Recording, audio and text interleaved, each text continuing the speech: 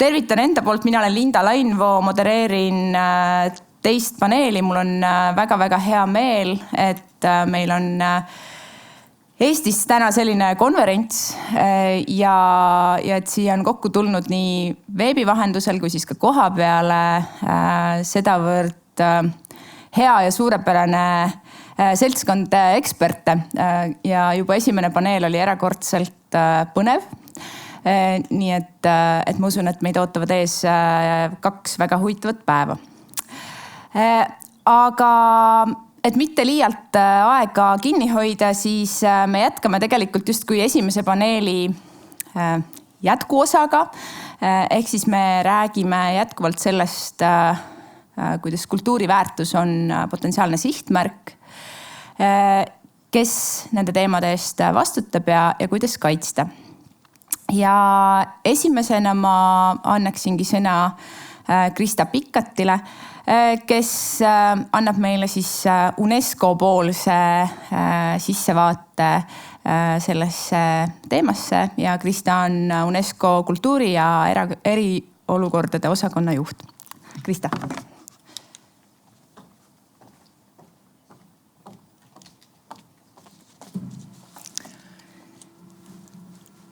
Tere. My presentation will be in English. Mina teen oma ettekande inglise keeles. Sissejuhatuseks soovin tänada küllakutse eest ICOM Eesti Rahvuskomiteed. Mul on väga hea meel olla Tartus, minu alma materi linnas. Mul on ka see eelis, et ma saan kuulata kõiki neid erinevaid ettekandeid siin, erinevad esinejad muinsuskaitse teemadel ja ka ebaseadusliku kaubanduse kohta. Ma olen UNESCO peakorteris Pariisis sellise osakonna juht, mis hõlmab UNESCO tegevusi eri riikides eriolukordade puhul ja kultuuripärandi kaitset Jeemenis, Ukrainas, Afganistanis, Liibanonis ja teistes riikides. Aga meie haldusalas on ka UNESCO konventsioonid. Ja sissejuhatuseks ma näitaks teile seda õiguslikku raamistikku, mille UNESCO on ÜRO kultuuriorganisatsioonina välja töötanud. Sellest ajast saadik, kui UNESCO loodi. Esimene konventsioon on aastast 1954, see on teile ilmselt kõigile tuttav. See on konventsioon kultuuriväärtuste kaitse kohta relvakonflikti korral. Teine konventsioon on 1970. aasta oma kultuuriväärtuste ebaseadusliku ekspordi ja omandiõiguse ülemineku kohta ja siis on veealuse kultuuripärande kaitsekonventsioon, vaimse kultuuripärandi kaitse oma aastast 2003, 2005. aastast kultuurilise väljendusvormide mitmekesisuse kaitsekonventsioon.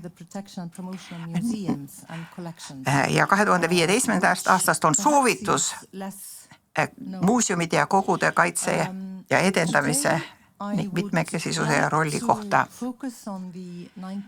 Mina keskendun 1970. aasta konventsioonile. See käsitleb siis ebaseaduslikku kaubitsemist. Aga 1954. ja 2001. aasta konventsioonid ja see 2015. aasta soovitus on ka minu haldusalas. 1970. aasta konventsioon on ratifitseeritud suure hulga riikide poolt. Meil on 149 riiki üle kogu maailma, kes on konventsiooni ratifitseerinud. Nagu te teate, nagu kõik konventsioonid ei ole see ka tagasiulatuva jõuga. see jõustub riigis peale ratifitseerimist.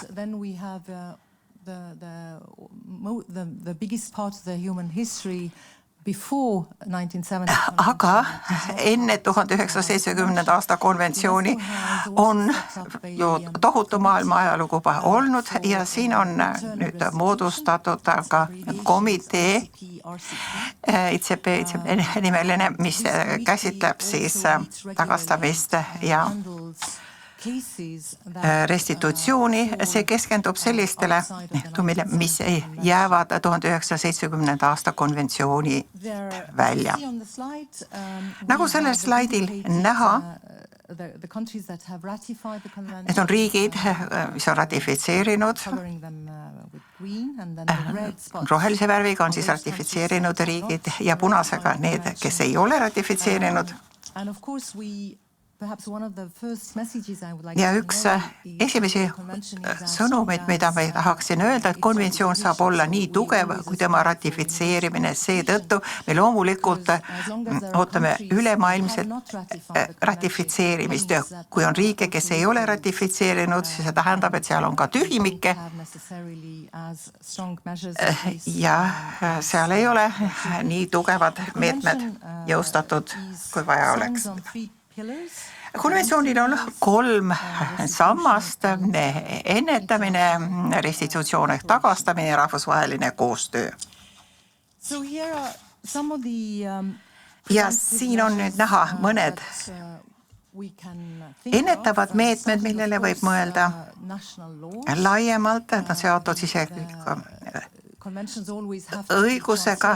Konventsioonid tuleb alati siseriiklikes õigusaktides kajastada, see annab nendele konkreetse konteksti.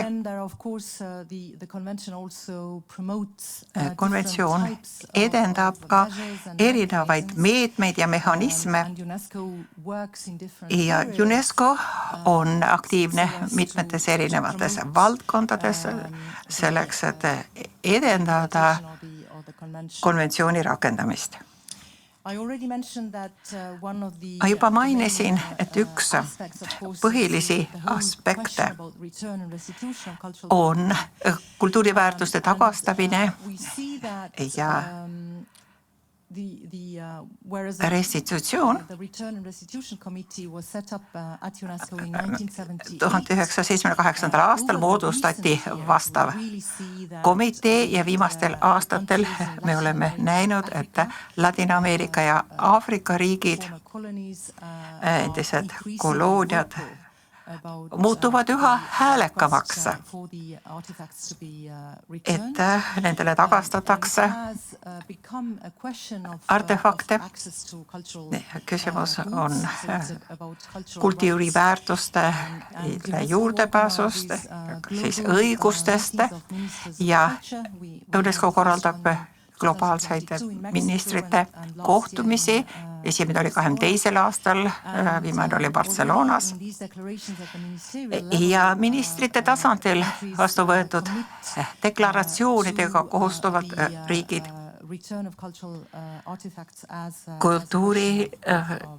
kultuuriväärtuste tagastamisele, juhul kui selleks on õigus. UNESCO konventsioon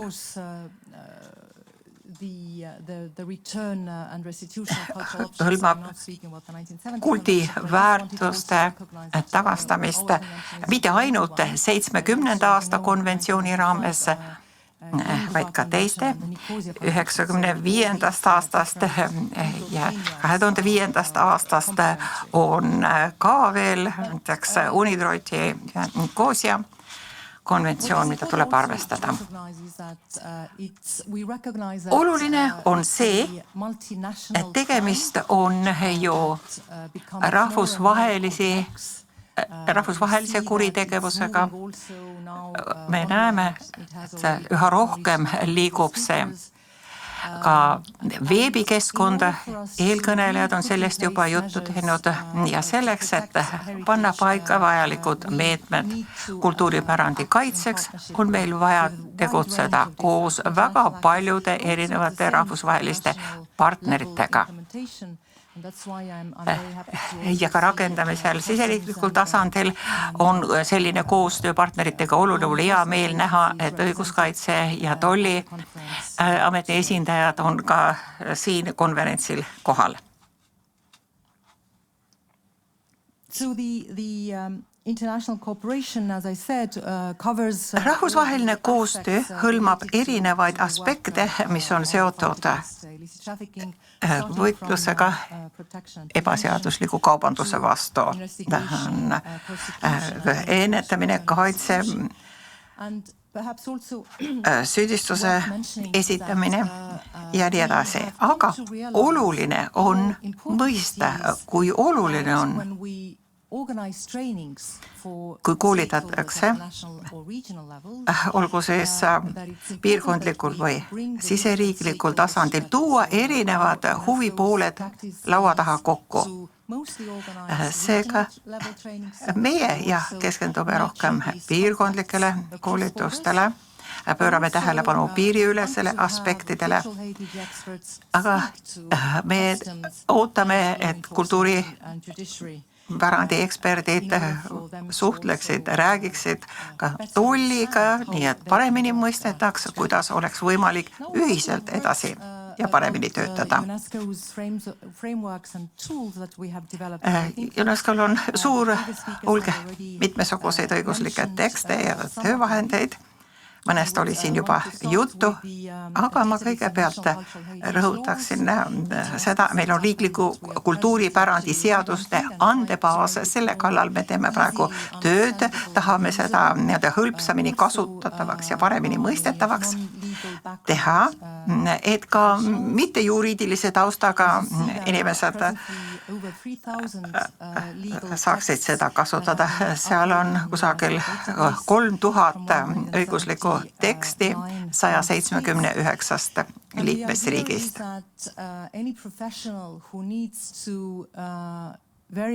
Iga spetsialist, kellel on vaja kontrollida impordi või ekspordi või siirdeprotsessis olevat kultuuriväärtust, saab kontrollida selle andmebaasist ja vaadata, missugused on ühes või teises riigis jõus olevad õigusaktid.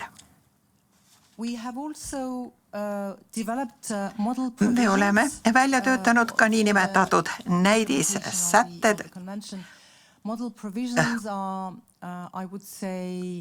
Ja need näidissätted on meiepoolne jõupingutus pöörata tähelepanu sellele, et võetaks konventsiooni põhimõtted üle siseriiklikesse õigusaktidesse, et tugevdada neid riiklikke muinsuskaitseseadusi.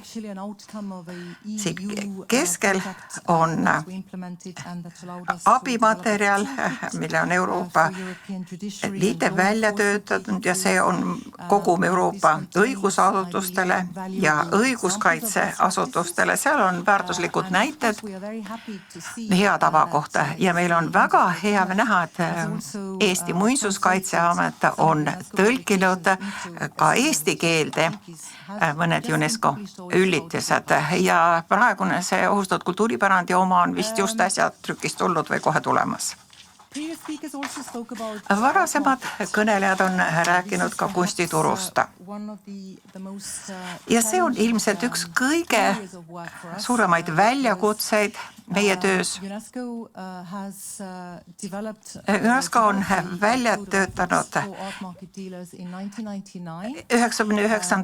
aastal kunstidiileritele hea tava koodeksi, eetikakoodeksi. Jah, see on hetkeks juba võib-olla pisut vananenud ja juba 6 aasta jooksul oleme me töötanud selle eetikakoodeksi ümbertöötamise kallal. See on üsna suur väljakutse. Oluline on panna turu spetsialistid tundma, et ebaseaduslik kaubandus on kuritegu, see on problemaatiline, et see on seotud erinevate organiseeritud kuritegevuse liikidega. Ja meie eesmärk on täielikult tunnustada, et seaduslik kaubandus on olemas ja ka sellel on roll ebaseadusliku kaubanduse vastu võitlemisel. Meie oma tegevused oleme me väga põhjalikult konsulteerinud spetsialistidega, me oleme jõudnud nii kunstituru diilerite kui liikmesriikidega ühisele arusaamisele ja mais tuleb kogu tagastamiskomitee ja eetikakomitee ja ma loodan, et siis võetakse see uuendatud kood vastu, et kunstidiilerid peavad kinni sellest eetikakoodeksist.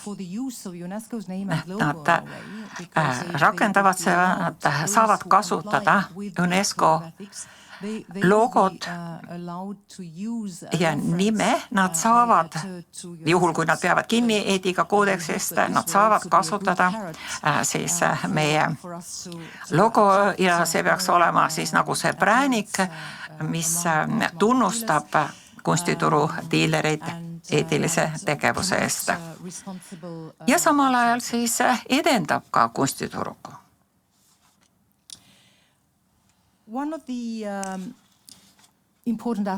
Üks olulisi aspekte meie töös lisaks õigusaktidele, võimekuse suurendamisele on ka teadlikkuse tõstmine. Kodanikena on meil kõigil roll ja me oleme kokku pannud sotsiaalmeedia paketi, tegeleme teadlikkuse tõstmisega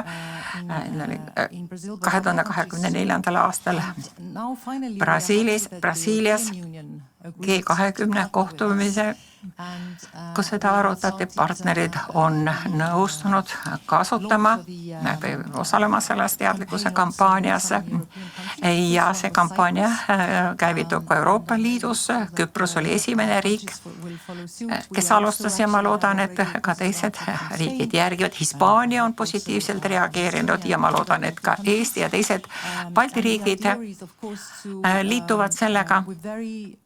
Need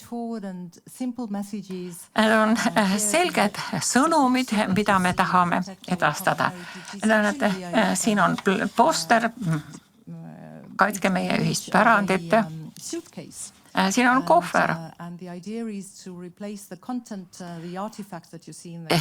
Ja oluline on see, et see kohvri sisu vahetatakse siis välja nende tüüpiliste artefaktidega, mida ühes riigis võivad olla. Me tahame teha sellist kampaaniat lennuväljadel, võib-olla mujalgi, et see oleks väga lihtsalt kasutatav tööriist, aga samal hästi mõjukas.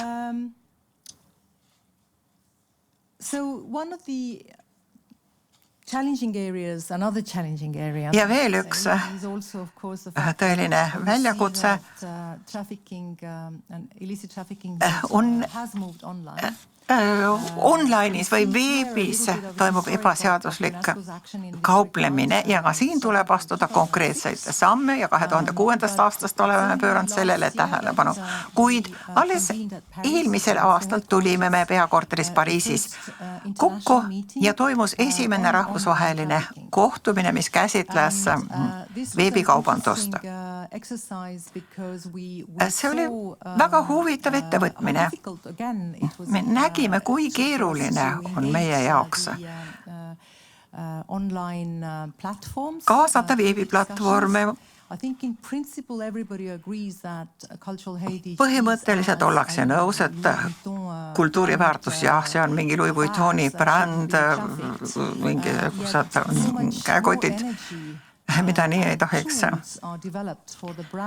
kaubastada, et on mingid brändid ja ainult brändidega on seotud võltsingud.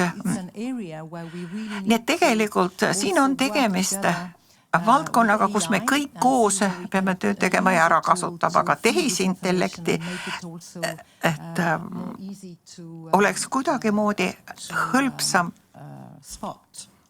tuvastada olukordi. Aga loomulikult tahame me jätkata koostööd veebiplatvormidega. Näha, kas oleks võimalik mingisugune eetikakoodeks või abivahend, mingid standardid panna paika ka selle jaoks ja hea tava levitada. Ja siin on veel üks niisugune töövahendite komplekt, mille me oleme välja töötanud. Te saate kõikide nende üldistega tutvuda.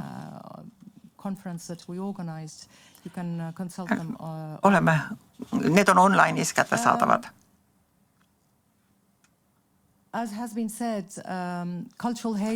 Nagu öeldud, kultuuripärand on hädaolukorras eriti haavatav ja eriti suurt muret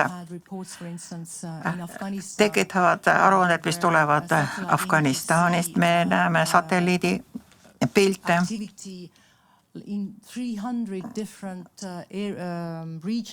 300 erinevat piirkonda ainult Põhja-Afganistanis on tohutult kannatanud,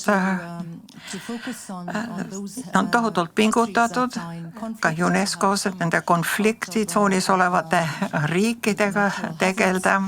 Võivad olla ka muud probleemid, näiteks looduskatastroofid. Oluline on need hoiatused leviksid rahvusvaheliselt. Me kasutame ka ICOM-i punast nimekirja. Ja minu viimane slaid puudutab siis UNESCO varastatud kultuuriväärtuste virtuaalmuuseumi. See on töövahend, mille üle me oleme väga uhked. Ja see käivitus Barcelonas eelmisel aastal. Siin on võimalik luua 3D kujutised Interpoli kadunud kultuuriväärtuste andmebaasi objektidele. Teave, mis meil selliste esemete kohta on suhteliselt kehv, vahel on väga väikesed mustvalged pildid ja siin me oleme koostööd teinud digifirmadega, tehisintellektiga, et niisugused 3D kujutised luua ja ma kutsun teid üles seda virtuaalmuuseumi külastama. See on ka noorte inimestele huvipakkuv. Eesmärk on selles,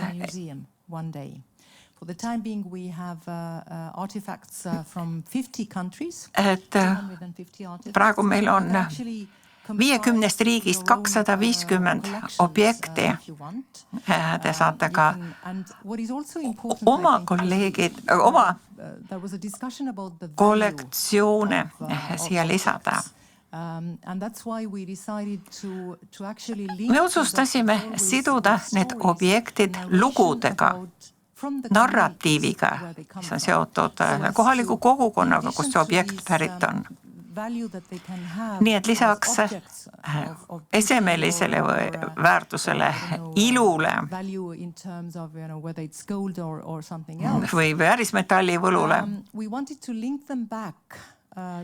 tahame siduda need objektid ka kogukonnaga, et lisaks rahalisele väärtusele on nendel mingi püha kultuuriline väärtus.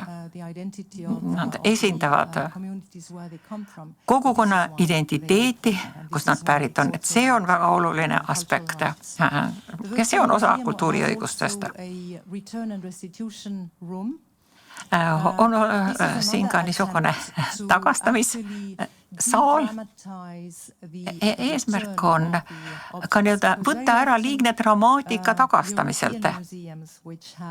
very rich collections. Euroopa muuseumidel on väga rikkad kollektsioonid, mis tulevad või tulid erinevatest maailma nurkadest ja nüüd tuntakse muret, et kui päritolu on segane, siis tulevik muuseumid tühjaks teha. Aga need edukad tagastamised tähendavad tegelikult, et mõlemad osapooled võidavad win-win. See on ju tegelik väärtus, mis annab lisaväärtust. Ja informatsioon teatud objekti kohta muutub siin väga palju rikkalikumaks. Ma olen oma aja ära kasutanud. Aitäh, tänan tähelepanu eest ja kui on küsimusi, hea meelega vastan nendele. Aitäh!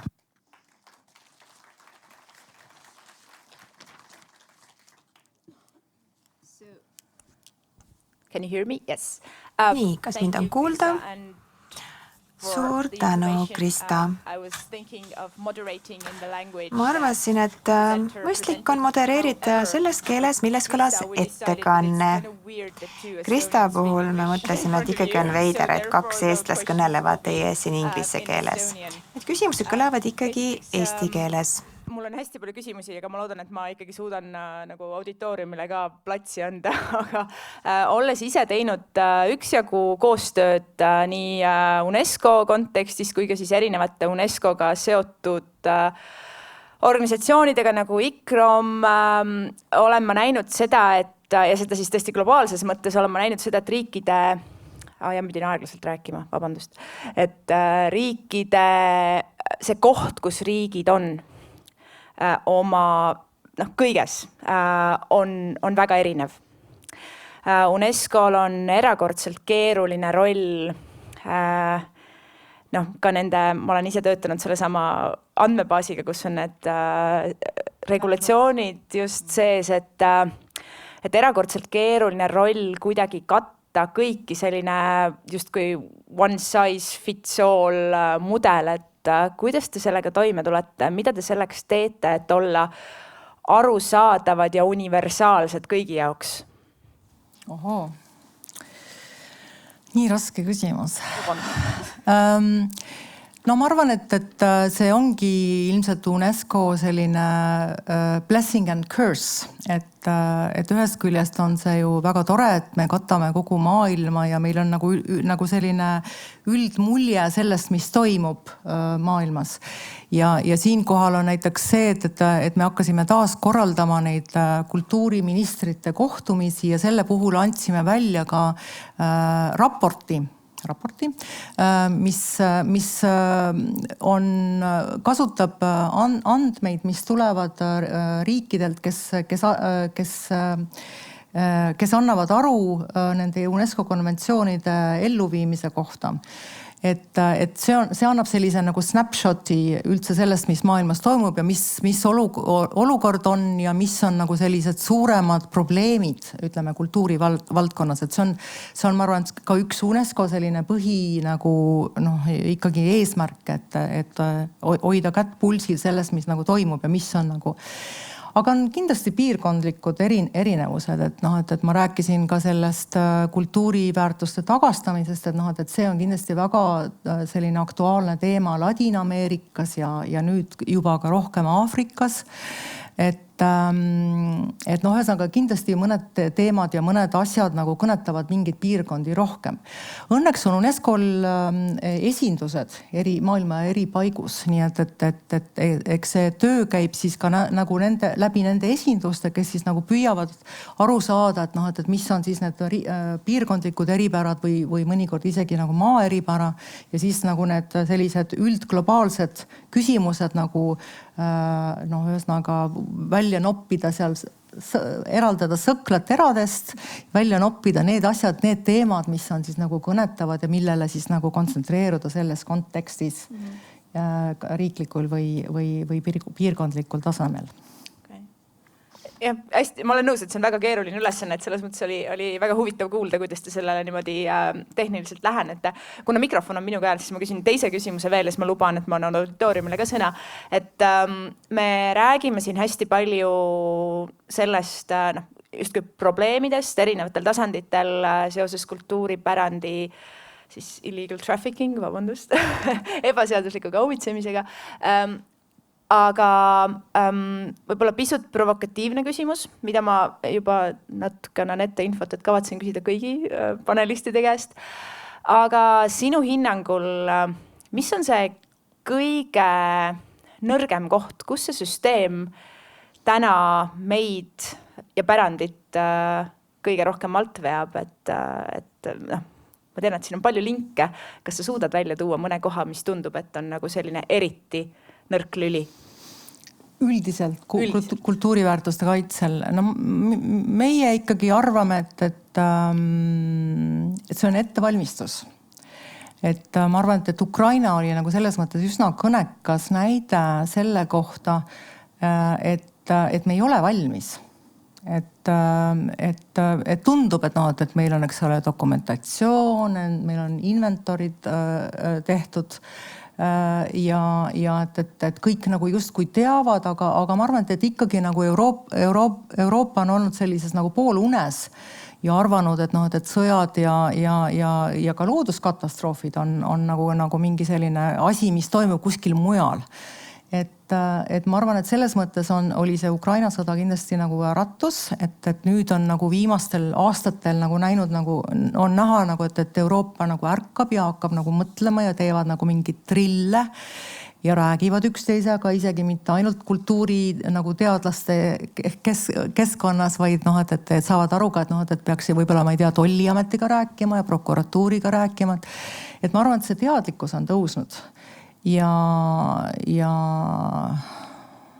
ma arvan, et see võib-olla see ikkagi see, nagu see valmisolek on nagu selline, et mida peaks nagu mitte ainult vaatama nagu oma need juriidilised dokumendid läbi ja nagu, et mis mehhanismid meil, ma ei tea, eesti keeles öeldakse mehhanismid, aga kuidas me nagu oleme, eks ole, kaitsud, et mis meil on nagu paigas. Aga tegema ka trille ja treeninguid, et kui ikka nagu mingi pauk käib, et siis ikka kõik teavad, et kuhu joosta ja mida kaasa haarata, mis on need, eks ole, need prioriteedi, need kollektsioonidest, mis on prioriteedid, on ju, et evakueerimisel, kuhu me evakueerime ja nii edasi, et see kultuuri sektor elab ikkagi nagu mingis sellises isolatsioonis, mulle tundub pahatihti, et seda ei võeta siiski väga tõsiselt.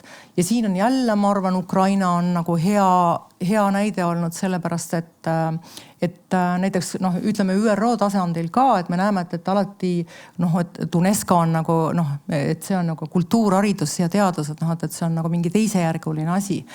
Aga Ukraina sõja ajal on ju ukrainlased väga selgelt öelnud, et see sõda on kultuurisõda.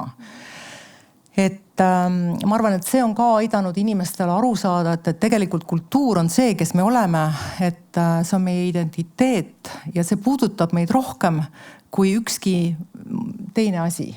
Ja sellepärast on võib-olla ka nagu see dialoog kultuurisektori ja muude sektorite, tõsisemate sektorite, nagu ma ei tea, kaitse ja muud, et see on nagu võib-olla nagu ka nüüd hakanud veidi nihkuma ja seda kultuuri hakatakse nagu ka sisse haarama nendesse vestlustesse, et kui me räägime valmisolekust. Aitäh ja nagu lubatud, siis jooksen mikrofoniga saalis ükskõik kelle poole. Aleksandra. Aitäh ettekande eest.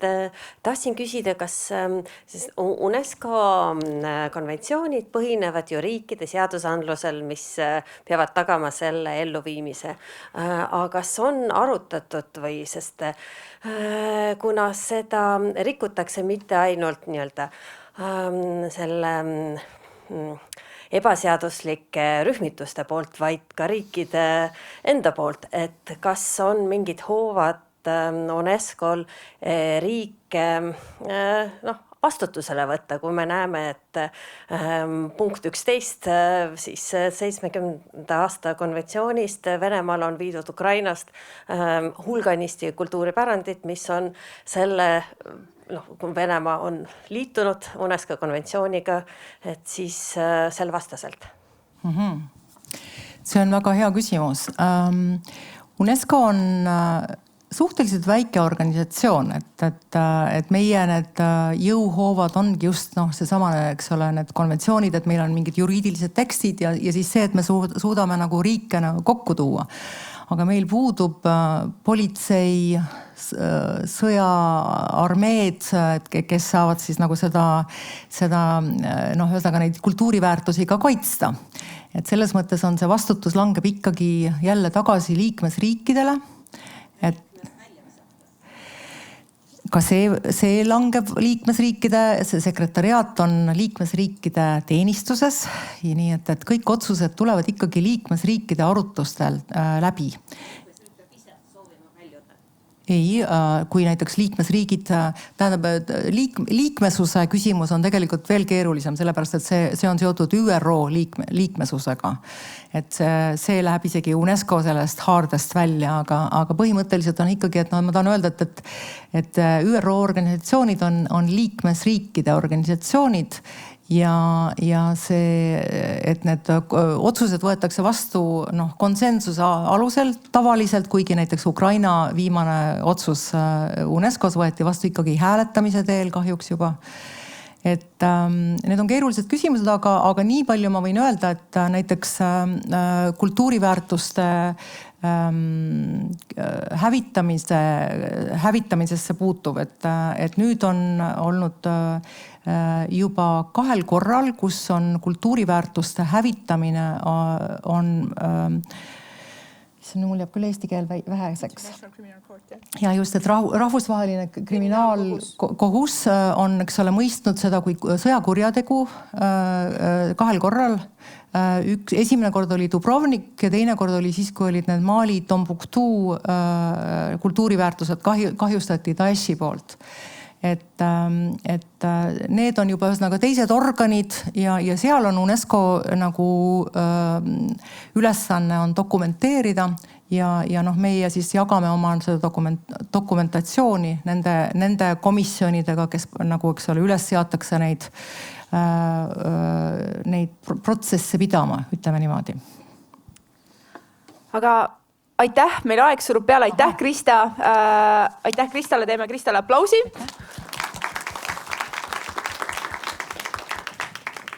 Ja järgmiseks peaks meil olema veebiteel ühendus Alfio Giullottaga. Kas nii? Hello Alfio, can you hear us? Tere Alfio, kas kuulete meid? Ja mina kuulen teid, kas mina olen ka kuuldav? Ja. Väike sissejuhatus. Suur tänu, et olete täna siin meiega. Alfio, nagu näete, on poliitikaekspert ja minuni jõudnud info kohaselt Alfio oma töös keskendub kultuuripärandile ning tsiviil- ja sõjalisele koostööle. Ma loodan, et see on nüüd korrektne, selge. Ja ta esindab Euroopa Liidu välisteenistust. Palun, Alfio. Suur tänu, et andsite mulle võimaluse siin osaleda. Vabandan, et ise koha peal teie hulgas ei saa olla, aga siiski üritan anda lühiülevaate sellest, mida Euroopa Liit kultuuripärandi vallas kriisiolukordades teeb ja mida võetakse ette selleks, et astuda vastu salakaubitsemisele kultuuri vallas. Ja tulles selle juurde, mis siin juba kõlas, tõepoolest see on oluline ja Euroopa Liit tegutseb selles vallas. See on midagi sellist, mis juba oma olemuselt on selline piiririikide ülene. Niisiis, Euroopa Liit aastal 2021 pani paika sellise poliitilise raamistiku, mis puudutab kultuuripärandit ja selle kaitset konflikti olukordades. See oli siis vastuseks sellele, mis leidis aset Lähis-Idas, kogu see häving seal, mille Daesh korraldas. ja kuidas siis kultuuripärandi salakaubitsemine levis ja see on ka seotud sellega, kuidas rahastatakse terroristlikku tegevust mõningatel puhkudel. Kerkis siis esile vajadus selline poliitiline lähenemine lahendus luua. See ei tähenda seda, et enne aastat 2021 kultuuripärandit ei kaitstud Euroopa Liidus. Euroopa Liidus ikkagi ju alates aastast 2001 on mõeldud selle peale, et tuleb kultuuripärandit kaitsta. Aga mingist hetkest ikkagi see lähenemine muutus. Eesmärk oli, et oleks selline struktuursem, selline komplekssem tegutsemise moodus, kui me räägime kultuuripärandist ja sellest seoses siin välisteenistuses. Loomulikult on peamine eesmärk selles poliitika vallas kultuuripärandit kaitsta, kinnismälestisi, mitte kinnismälestisi konfliktiolukordades, sõdades. Ja üks kõige asjakohasemaid aspekte loomulikult ongi see, et kuidas kultuuripärandi ebaseadusliku kaubandusega võidelda. Aga nüüd konkreetsemalt aasta 2022 tuli välja Euroopa Liidu tegevuskava võitlemaks kultuuripärandi salakaubanduse vastu. See on selline uus poliitiline lähenemine ja veel aastal 2023 järgnesid nõukogu järeldused. Need poliitikad on peamiselt kas siis komisjoni dokumendid või välisteenistuse dokumendid, aga kui on ka nõukogu järeldused selle kohta, siis on põhimõtteliselt kogu Euroopa Liidu toetus siin olemas. Nad ei ole küll ikkagi kohustuslikud liikmesriikidele, aga näitavad suuna kätte selles osas, kuhu Euroopa Liit oma tegevuses edasi liigub. Kultuuriväärtuste salakaubanduse vastane võitlus on üks selliseid aspekte, milles osas liikmesriigid peavad edasi tegutsema. Ja miks? Sellepärast, et seda peetakse ohuks, seda peetakse riigiüleseks ohuks, nii nagu juba päris alguses mainisin. Kultuurivarade salakaubandus, nii nagu eelkõneleja juba ütles, on midagi sellist, mis ületab riigipiire ja üritangi oma ettekande jooksul veidi sellele keskenduda. Mina olen Carabinieri esindaja ja tegelen selle õiguskaitse vallas ja alates aastast 2022 olen ka Euroopa Liidus nende küsimustega tegelenud. Ja minu senine kogemus liigubki just täpselt samas suunas, et ei ole mõtet selle nähtusega võidelda ainult riigi tasandil. Loomulikult on tarvis ka riigi tasandil vastavat regulatsiooni, aga tuleb ikkagi lähtuda rahvusvahelisest raamistikust, konventsioonidest ja just nimelt sellest konventsioonist, millele viitas eelmine kõneleja. Ja nemad annavad ka suunised kätte nendele liikmesriikidele, kes ei kuule Euroopa Liitu, nemad ka teaksid, et mida ette võtta, et selle piiriülese probleemiga tegeleda. No loomulikult ka teisi poliitikaid aastast 2025 Euroopa Liit võttis vastu oma valmisoleku strateegia. Ka siin on kultuuripärandit mainitud. Ka see on oluline sektor tagamaks sellist ühiskonna kerksust ehk vastupanuvõimet. Lisaks on see oluline Euroopa Liidu tsiviilkaitse raamistikus. Meil on tarvis meil on vaja näha kultuuripärandi kaitset kui ühte meedet, mis on üks osa sellest tsiviilkaitse meetmete paketist. Ja meil on juba 2 liikmesriiki, kes on pakkunud välja, et kultuuripärandi kaitsega võiks ka vastavad meeskonnad tegevad olla ja seega kultuuripärandi kaitse ongi üks neid valdkondi, kus siis tsiviilkaitsemehhanism saabki sekkuda Euroopa Liidus. Euroopa Liidu liikmesriigid võivad siin oma sisendi anda, võid ka kolmandad riigid, kes on siis selles sellesse kaasatud. Ja aastal 2025 kultuurikompass sai vastu võetud. See on selline kõige hõlmavam kultuurivaldkonda hõlmav poliitiline lahendus praegu. Samamoodi hõlmab see kultuuripärandit, ebaseaduslikke väljakaevamisi, kõiki neid aspekte. See on midagi sellist, mis on alati olemas olnud, aga mida tuleb nüüd ka adresseerida. Ja see on midagi sellist, mis on vägagi omane ka sellele, kui me vaatame, millised arengud on toimunud Ukrainas, kui me vaatame, kuidas Venemaa agressioon mõjutab ka seda kultuurilist poolt, kuidas seda kõike politiseeritakse ja kasutatakse muuhulgas ühe sõjapidamise moodusena. Nii et kultuuripärandi kaitse taaskord on üks võimalus, kuidas me saame toetada Ukrainat, et nemad ja ka kultuuripärand suudaks elus püsida. Miks Euroopa Liit kultuuripärandi kaitset oma välisteenistuse tegevuses oluliseks peab? Seda sellepärast, et seda peetakse oluliseks komponendiks mis taas konfliktide ja kriiside olukorras. See on ka üheks konflikti trigerdaks või põhjustajaks, aga ta tegelikult aitab ka panustada positiivsesse tulevusse. Nii et tegelikult seda kultuuripärandit on võimalik kasutada sõjapidamiseks, ka selle vabanduse või põhjusena, aga see on ka selle sõjapidamise tulemusel see, mis kõige enam kannatab. Samamoodi on see võimalus, millest lähtuvalt liikuda rahu suunas. Kuidas Euroopa Liit kultuuripärandiga siis ümber käib? Me ei tegele siin jalgratta leiutamisega, raamistik on olemas, rahvusvaheline konventsioon on olemas, see juba annab selles mõttes suuna kätte. Aga mida me siis teeme? Me vaatame, millised on Euroopa Liidu võimekused, millised Euroopa Liidu meetmed, vahendid ja kuidas seda siis rakendada välisteenistuse selliselt, et tagada preventiivsete tegevustega kultuuripärandi kaitse. Meil on paigas sellised kaitsemeetmed ja ka tagastamis- ja taasteprotsessid.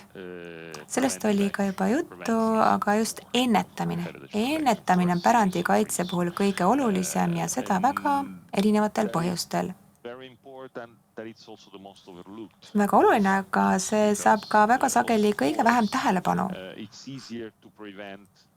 Alati on palju lihtsam ju ennetada, aga just hädaolukordade puhul me kaldume pigem mõtlema sellele, kuidas olukorrale reageerida, sest et seda on ilmselt lihtsamini võimalik põhjendada mingis mõttes, on võimalik paremini põhjendada ka rahaliste vahendite kulutamist, kui me millelegi reageerime. Aga mida me oleme näinud sageli muuhulgas ka Ukrainas, nii nagu Krista ütles, et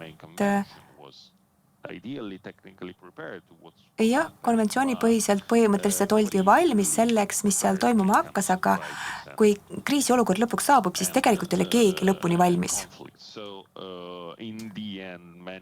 Niisiis lõpuks tõusetusid mitmed küsimused. Nagu ma ütlesin, keegi ei ole päris lõpuni valmis, kui tõesti hakkavadki toimuma need rüüstamised, hakatakse rüüstama neid varakogusid, kui reaalselt mingeid esemeid minema viiakse, aga siis tuleb kõigepealt identifitseerida need kaotsi läinud esemed. See on loomulikult vajalik tegevus. See on oluline ka selleks, et lõpuks neid esemeid üritada tagasi saada.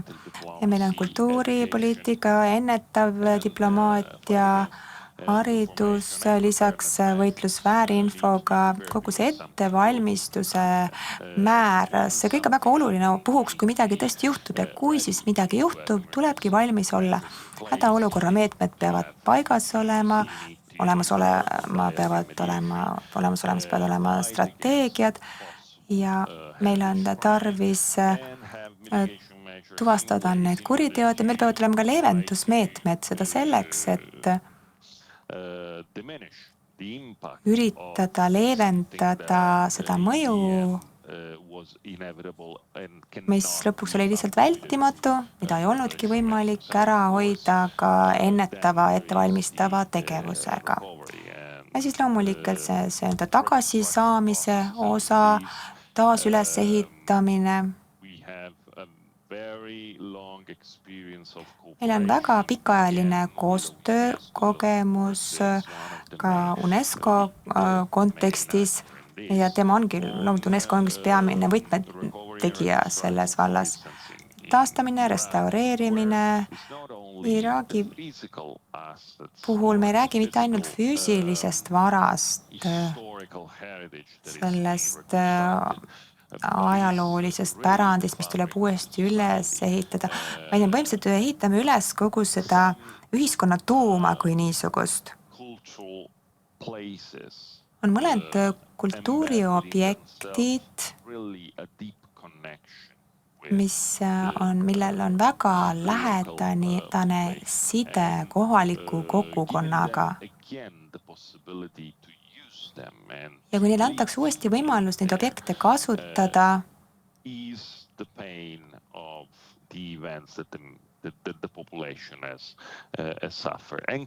see aitab leevendada selle kogukonna kannatusi ja see võib tuua kaasa ka lõpuks lepituse erinevate osapoolte vahel.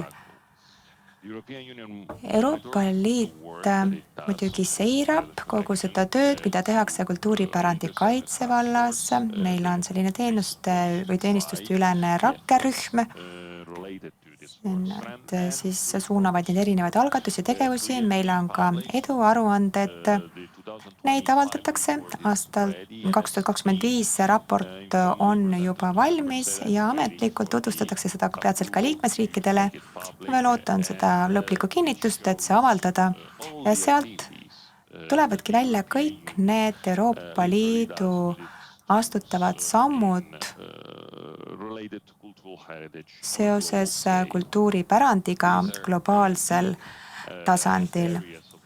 Ja siin näete meie töövaldkondi, Euroopa Liidu töövaldkondi aastast 2024.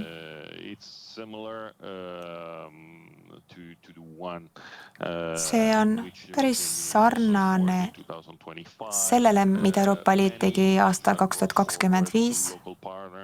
Väga paljud projektid käidi välja kohalike partnerite poolt ja neid toetas sealne Euroopa Liidu delegatsioon. Aga me ei tohi unustada ka neid erinevaid missioone, ühise julgeoleku- ja kaitsepoliitika missioonid. Need ongi see peamine meede, mida Euroopa Liit saab kasutada selleks, et tagada julgeolekut laiemas plaanis. Aastal 2024 juba tegelesime kultuuripärandi kaitsega, aastal 2025 oli suisa 6 sellist missiooni ja me oleme siia ka lisanud veel uusi missioone. See on tõesti väga oluline, näiteks Liibüa on meil nüüd üks uus koht, kus me keskendume, sest et seal on see pärandi küsimus väga oluline. On oluline muidugi ajaloolistel põhjustel, nii nagu ka kõikjal mujal, aga see on oluline ka majandusliku kestlikkuse jaoks, sellise jätkusuutlikkuse jaoks, sest et kultuuriturism oli varem väga oluline osa kogu elutegevusest Liibüas ja me siiralt loodame, et olukord taastub ja saab samamoodi jätkuma tulevikus. Mis puudutab kultuuriväärtuste salakaubandust, siis aastal 2022 komisjon käis välja tegevuskava. See võeti vastu 13. detsembril ja hiljem järgnesid ka nõukogu järeldused kokkuvõtvalt. See tegevuskava on selline hea lähenemise viis. See leiab kajastamist ka selles, millele viitas Krista enne. Meil on olemas suunised kunstituru jaoks. Loodetavasti käime need välja juba selle aasta teises pooles. Igal ebaseaduslikul turul on 2 aspekti. Kõik on nõudlus ja on pakkumine. Ainult ühest ei piisa. On tarvis mõlemat, nii nõudlust kui pakkumist. Pakkumise pakuvad siis kurjategijad, pakuvad midagi sellist, mida ei tohiks müügiks pakkuda. Ja kes iganes on selle teise nõudluse poole peal, on siis näiteks erakollektsionäär, võib olla mõni muuseum, kultuuriasutus, eriti kui me räägime sellistest objektidest, mis on selles mõttes küsitava päritoluga. ja et nendes valdkondades tegutseda, on tarvis muidugi kunstituru teadlikkust suurendada ja tuleb ka õiguskaitseasutuste tööd toetada. Ma tahan teile näidata midagi oma varasemast kogemusest karabinieri ametnikuna, kui ma tegelesin kultuuriväärtuste kuritegude uurimisega. Teie ees on nüüd fotod rüüstamistegevusest. Maal need on siis ebaseaduslikult kaevandatud objektid ja mul on luba kasutada neid pilte. Siin te näete ebaseaduslikult kaevandatud objekte. Aga siin näete ka samamoodi ebaseaduslikult kaevandatud objekte. Tegelikult on tegemist täpselt sama esemega, ainult et siin näeb see välja selline vahetult pärast väljakaevamist ja siin näete seda objekti siis, kui see müügiks välja käiakse või kui eesmärk on seda mõnes kultuuriasutuses näitusele panna. Probleem aga seda tüüpi uurimiste puhul on, et kuidas jõuda ühe poole pealt teise poole peale. Ehk et kuidas miski, mis justkui tundub olevat ebaseaduslik, kuidas ikkagi ära tõendada, et see on ebaseaduslik. Siin järgneb väga palju etappe. Nagu ma ütlesin, rahvusvahelises mõttes tavaliselt on erinevad osapooled siin mängus. Kõigepealt võltsitakse seda päritolu. Kui kujundatakse mingisugune taustalugu, mis tundub selline tõene, mis tegelikult ei vasta muidugi tõele. Puudutab see midagi, mida ebaseaduslikult siis kusagilt kaevati välja või kui varastati kusagilt. Me räägime siin selles mõttes nagu rahapesust, lihtsalt nagu kunstiväärtuse pesust, kui nii võib öelda. Aga igal juhul on tegemist ebaseadusliku tegevusega, sest te omate midagi, mis on ebaseaduslik ja läbi erinevate etappide olete leidnud mooduse, kuidas varjata seda ebaseaduslikku päritolu ja kuidas viia see seaduslikult tegutsevale turule. Ja seal lõpuks saabubki selles mõttes palgapäev, et lõpuks saadakse selle kõige eest raha. Euroopa Liit väga erinevate programmidega üritab sellega tegeleda. See väga oluline mõista seda ja toetada õiguskaitset ja luua need kontaktid erinevate osapoolte vahel, nii nagu juba mainitud. Et peab olema ka ühenduses kultuuriekspertidega, sest õiguskaitseasutused iseenesest ei saa kõiki neid punkte omavahel ühendada, samamoodi saa ka kultuuriasutused kõiki neid punkte omavahel ühendada. Siin on erinevad programmid ja projektid kuni aastani 2025. Meil on loomulikult ka PRISM-projekt, sellega olete te väga hästi kursis. Ja on veel üks programm. See on loodud just Põhja-Aafrika Lähis-Ida jaoks. Sellega tehti algust märtsikuus käesoleval aastal.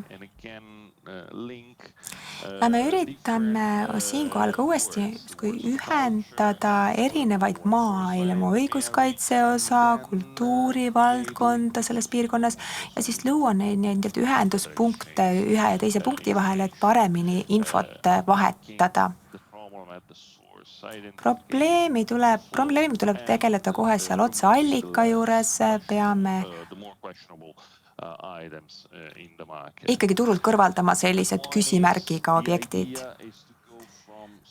Mõte on aga selles, et meil oleks ikkagi see integreeritud lähenemine võitlemaks varastatud kultuuriväärtustega, et me tegeleks nii-öelda killustatult. Ja kogu see info on tegelikult olemas, me ei pea jalgratast leiutama, peame lihtsalt need punktikesed suutma ära ühendada. Meil on Euroopa missioon Ukrainas ja nemad on juba Kaltneti ja Europoli osas teinud koostööd. Need on Euroopa Liidu sellised võimalused, mis tegelevad varastatud kultuuriväärtustega, nende leidmisega. Ja loomulikult on kaasatud ka Ukraina õiguskaitse. Ja nüüd, kus meil on selline side loodud, nad on omavahel ühendatud, siis meil on võimalik juba paremini Ukrainas kogu selle kuritegevusega tegeleda. Minu aeg on otsas olnud, suur tänu tähelepanu eest. Thank you so much, Alfio. Suur tänu, Alfio. Kahjuks on meil ajaga kitsas ja meil ei ole võimalust esitada küsimusi, aga aitäh, et te olite meiega. Ja nüüd meie paneeli viimane esineja, keda tuleb tutvustada. ICOM-i Leedu rahvuskomitee esinaine Sigita Bagužaitė-Talačkienė. So, hello once again and thank you very much. Tere ja suur tänu. Te olete meiega, aitäh võõrustajatele, aitäh kutse eest siia kaunisse muuseumisse, aitäh ICOM Eesti kolleegidele.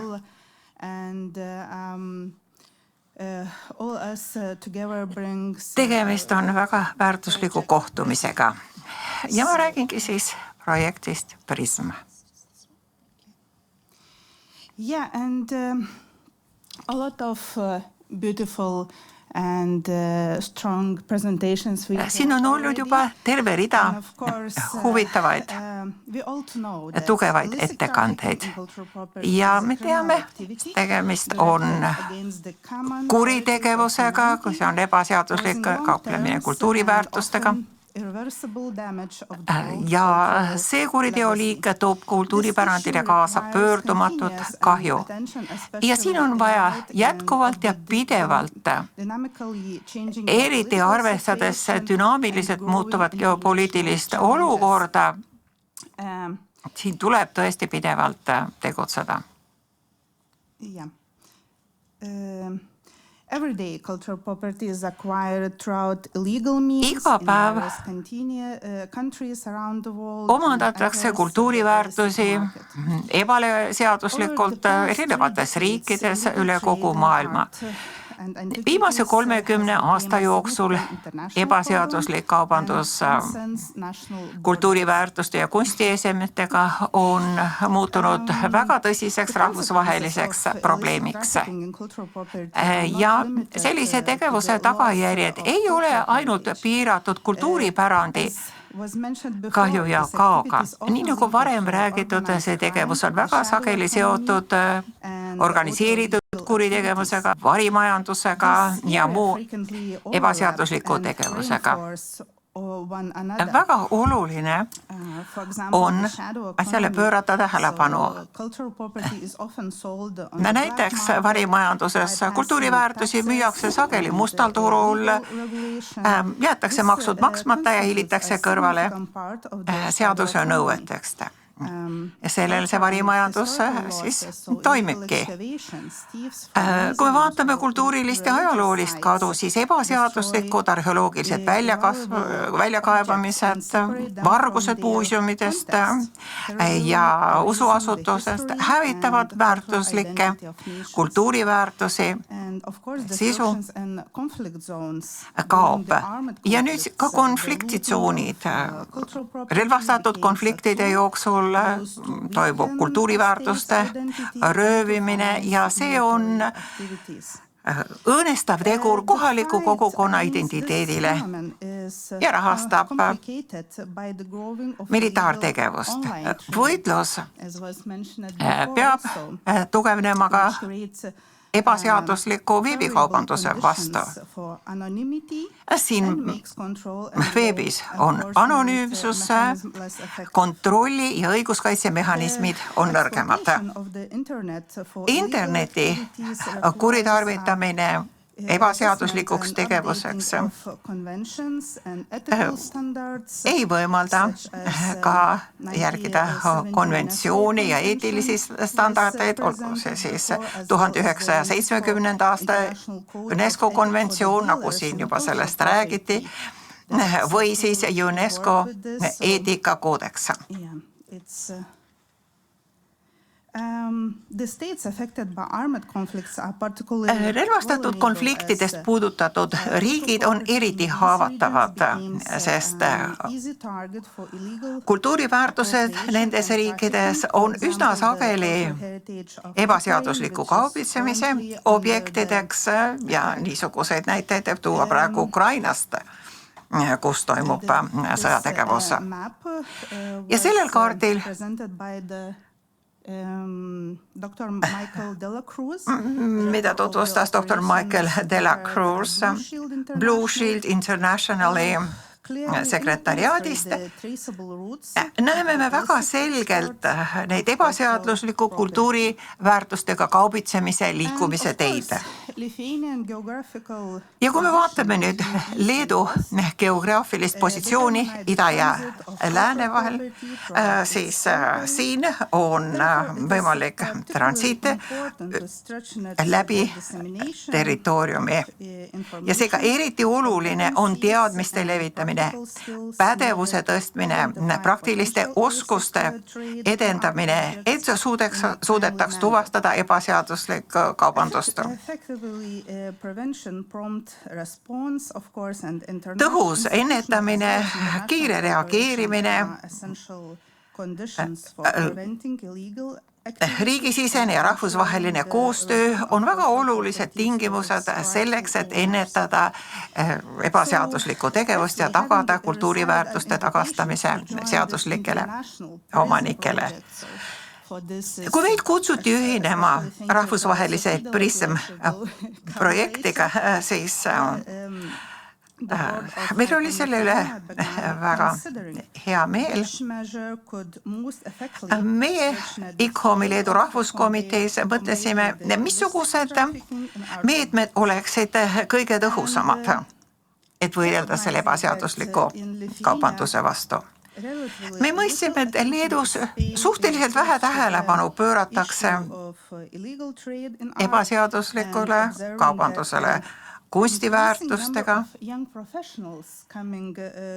Igal aastal tuleb muuseumidesse tööle suur hulk uusi noori spetsialiste ja me arvasime, et oleks väga kasulik pakkuda muuseumidele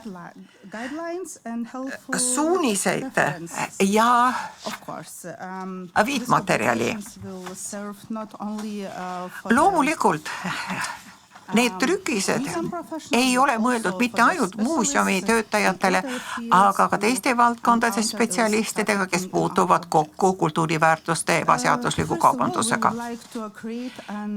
Kõigepealt me tahaksime siis luua kõikide muuseumide jaoks kättesaadava käsiraamatu.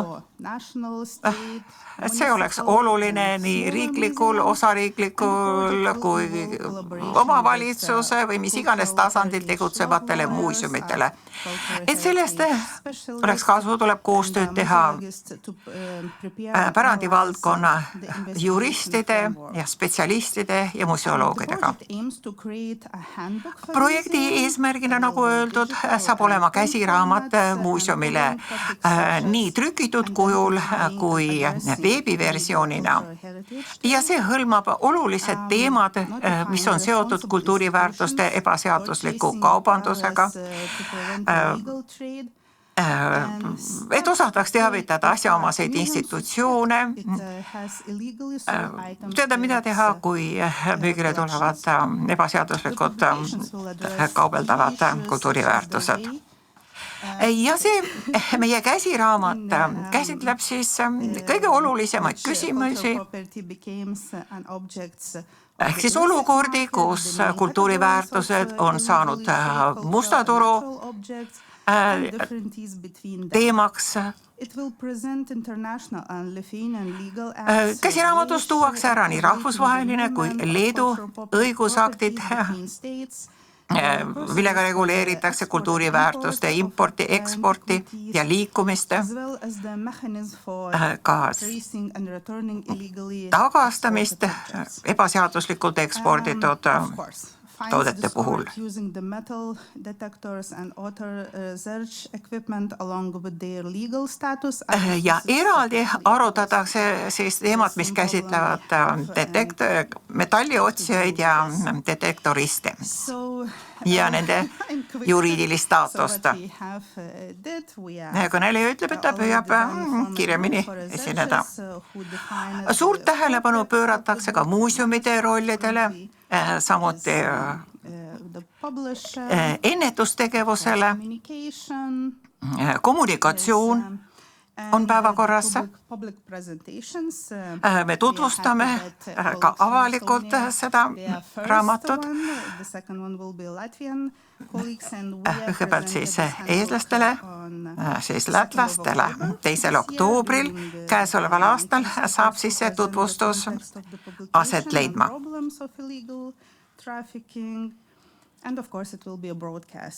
Ja loomulikult tulevad ka otseülekanded ja sotsiaalmeedia kajastused. Ja nüüd lõpetuseks.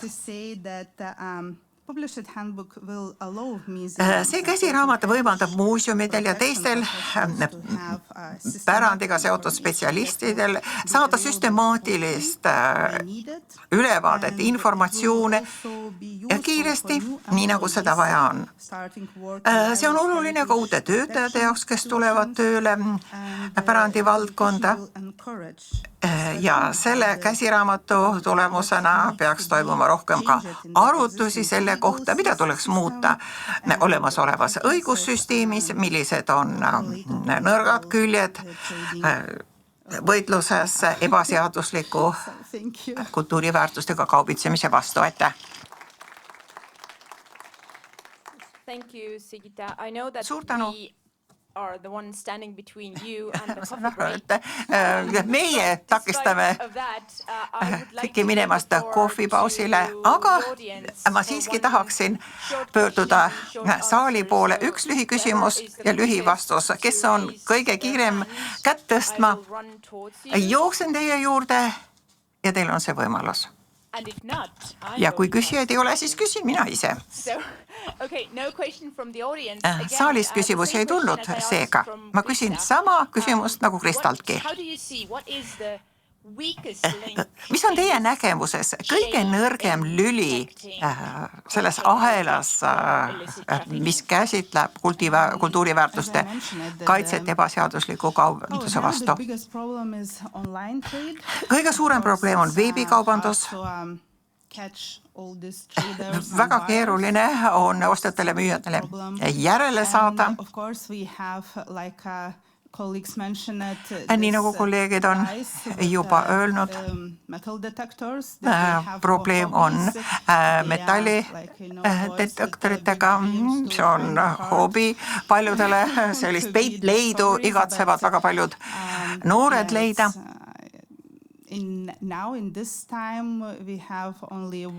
Ja praegu make education for them, for all, that they are not just walking and taking nice time in a field. Käsitletakse seda kui hobi, käiakse ringi, otsitakse, vaadatakse, aga meil kaob väga väärtuslik informatsioon nende hobidetektoristide kaudu. Nii et me peaksime ühinema, liituma, liikveks aitava kaasa ja küll me siis mingid lahendused ka leiame. Nii et teie kahe vastusest kokku siis ettevalmistus, koolitamine, see aitab lahendusi tuua. Suur tänu, Sigita. Väike aplaus.